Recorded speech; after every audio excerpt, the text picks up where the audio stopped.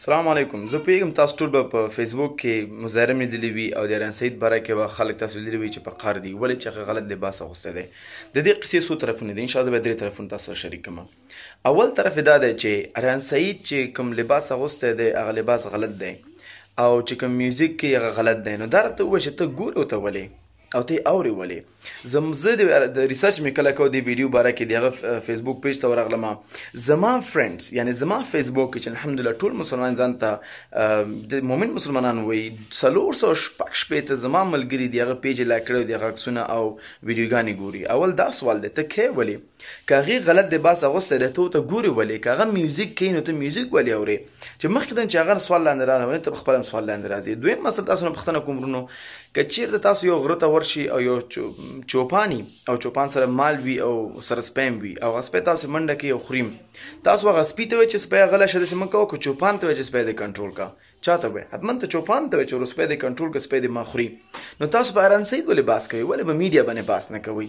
ولې په طلوع نیوز باندې بحث نه کوئ؟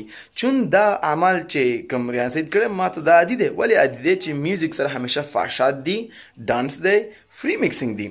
نو چې موږ غواړو یو چینج راولو، یو بدلون راولو، موږ باید بنیاد باندې بحث وکړو. یعنی موږ باید په میډیا باندې بحث وکړو، موږ باید مظاهره وکړو، علما باید ټول شي، جمعیت اصلاح ټول علما باید ټول شي او ودرېږي د طلوع تلویزیون مخې ته او ته وایي چې ورو دا فحشات د بند کوو، دا کار مه کوه ځکه تاسو فحشات مخ ته وړئ.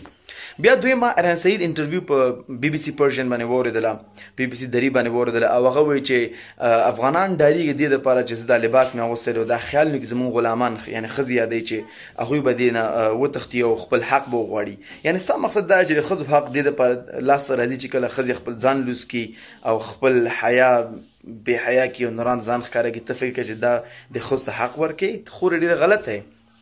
او دا م وره که چې زما دا ویډیو ایران سعید ته رسېږي زما دا خبره وره. ژوند والله بالله داسې نه دی چې څنګه تا اخیستی دی، دا ژوند داسې نه دی.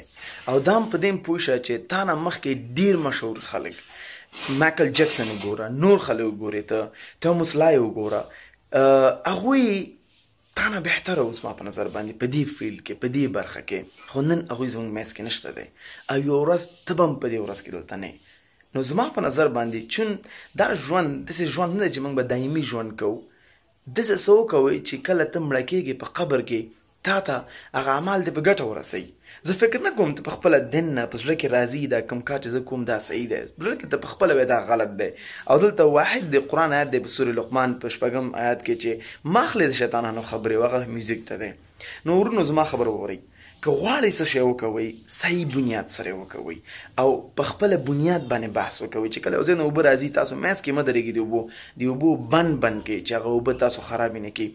اریانا سعید زه پوهېږم اریانا سعید چې کله میوزیک دی، میوزیک سره هغه لباس دی، په فرانس کې پروګرام شوی او د دوی قصه کیندي.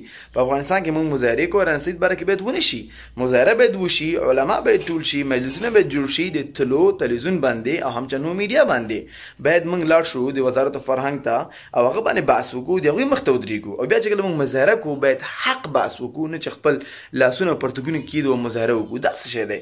دا تاسو ته اسلام وایي؟ نه. اریانا سعید غلط لباس اغوستی زه ورته ګورم، اول دا غلط دی. اریانا سعید میوزیک کوي زه یې اورم، اول دا غلط دی. اریانا سعید ګډېږي زه یې ګورم، دا غلط دی.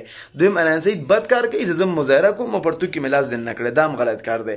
که هغې ښه کار نه کړی تاسو هم ښه کار نه دی کړی، دې باندې لږ ځان متوجه شئ. که بدلون راولئ نن هم دا کار وکوئ.